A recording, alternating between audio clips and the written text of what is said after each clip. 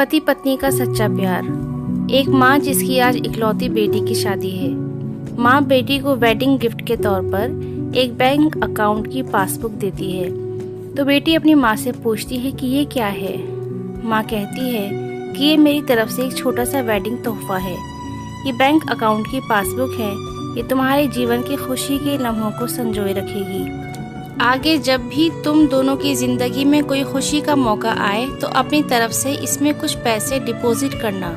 जितनी बड़ी खुशी उतना ज़्यादा रकम, और उसके आगे लिख भी देना कि आज ये खुशी का मौका है, इसलिए इतने पैसे जमा किए हैं। आज मेरी बेटी की शादी है तो मेरे लिए भी खुशी का दिन है, इसलिए मैंने भी इसमें 1000 रुपये भी डिपॉजिट करा दिए हैं। और आगे डिस्क्रिप्शन में भी लिख दिया है कि आज मेरी बेटी की शादी है, इसलिए मैं 1000 रुपये इसमें जमा करती हूँ। बेटी को अपनी माँ का दिया गिफ्ट बहुत प्यारा लगा। बेटी ने घर जाने के बाद जब ये बात अपने पति से की तो पति को भी ये चीज़ बहुत अच्छी लगी और कहने लगा कि ये तो बहुत अच्छा तरीका है अपने जीवन की खुशी के लम्हों को फिर से याद करने का। दोनों अब इंतज़ार ही कर रहे थे कि कब इसमें अगला डिपॉजिट हो। दोनों नए नए बहाने ढूंढते थे पैसे जमा करने के।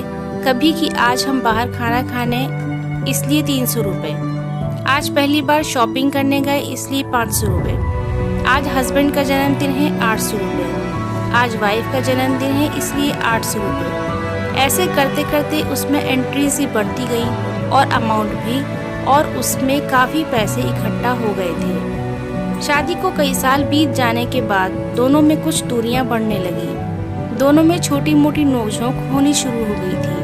फिर कुछ दिनों के बाद झगड़े होने लगे। दोनों ने बात करना छोड़ दिया और एक दूसरे से खुश नहीं रहते थे। माँ को अपनी बेटी से मुलाकात किए हुए काफ़ी दिन हो चुके थे, तो एक दिन माँ अपनी बेटी से मिलने के लिए बेटी के घर गई तो बेटी कहने लगी कि माँ, मैं अब और इस शादी में आगे अपना जीवन नहीं गुजार सकती।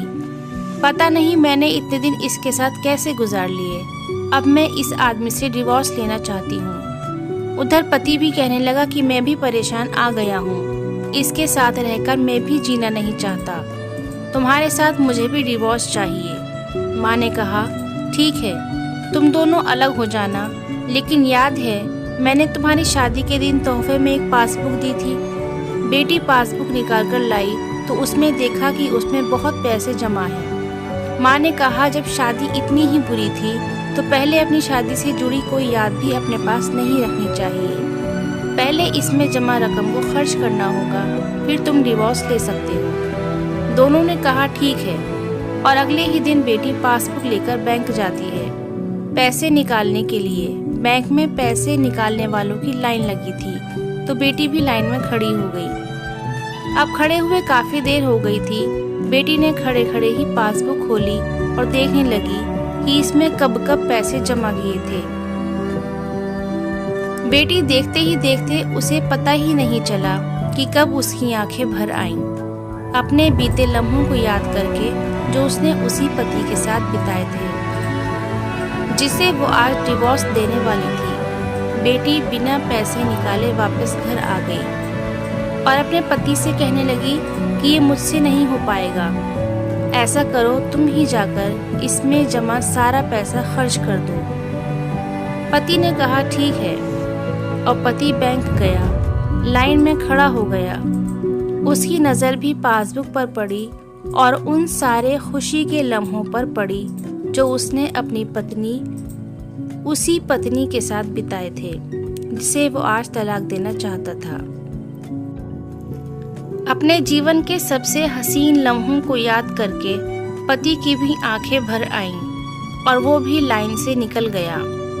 पति घर आया और पासबुक अपनी पत्नी के हाथ में दी तो पत्नी पासबुक में देखती है कि उसमें आज ही के दिन 5000 रुपये जमा हुए हैं और उसके आगे लिखा है कि आज खुशी का दिन है, कि मुझे एहसास हो चुका है कि वो उसे छोड़ने जा रहा था जिसे वो सबसे ज़्यादा प्यार करता है।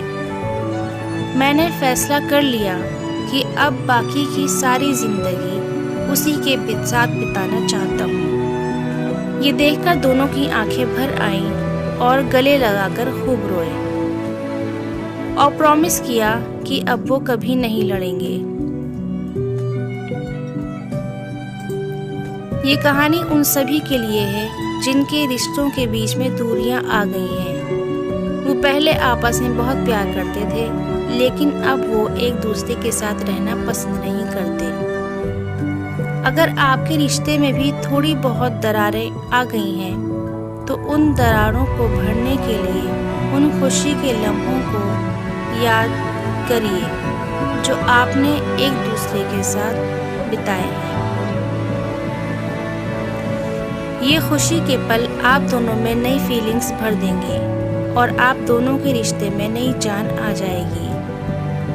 इसलिए किसी भी रिश्ते को मजबूत बनाने के लिए अच्छे लम्हों को याद करना चाहिए, बुरे लम्हों को नहीं।